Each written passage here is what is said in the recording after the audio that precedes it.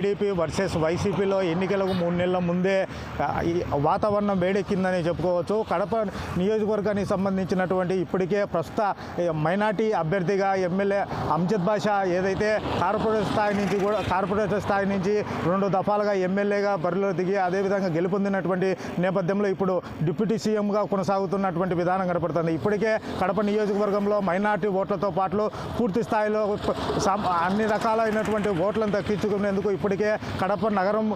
నియోజకవర్గం మొత్తం కూడా ఇంటింటి ప్రచారం వెళ్తూ అదేవిధంగా పూర్తి స్థాయిలో ప్రభుత్వానికి సంబంధించినటువంటి సంక్షేమ పథకాలు ప్రజలకు చేరలేదా, సంక్షేమ పథకాలు ఏ విధమైనటువంటి రీతిలో అందుతున్నాయి, ప్రజల్లో ఏ విధమైనటువంటి ధోరణి ఉంది అని చెప్పేసి ఇప్పటికే ఆయన పూర్తి స్థాయిలో కూడా ప్రజల్లో మమేకమైతూ ప్రతిరోజు కూడా పూర్తి స్థాయిలో కూడా అనేక రకాల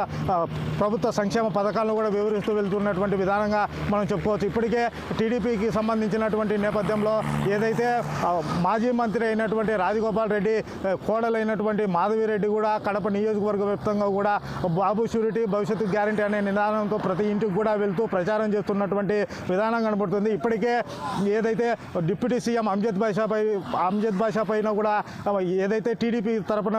నియోజకవర్గ వ్యాప్తంగా కూడా ప్రచారం చేస్తున్నటువంటి మాధవిరెడ్డి కూడా డిప్యూటీ సీఎంపై ఘాటైనటువంటి వ్యాఖ్యలు చేస్తూ అదేవిధంగా ప్రచారం ముమ్మరంగా కొనసాగిస్తోంది. ఇప్పటికే కడప నియోజకవర్గానికి సంబంధించినటువంటి పూర్తి స్థాయిలో టీడీపీకి సంబంధించినటువంటి ఏదైతే ఓటు బ్యాంక్ ఉందో ఆ ఓటు బ్యాంకును కూడా పూర్తి స్థాయిలో కైవసం చేసుకునేందుకు ఒక పక్క టీడీపీ జనసేన కూడా వ్యూహం రచిస్తూ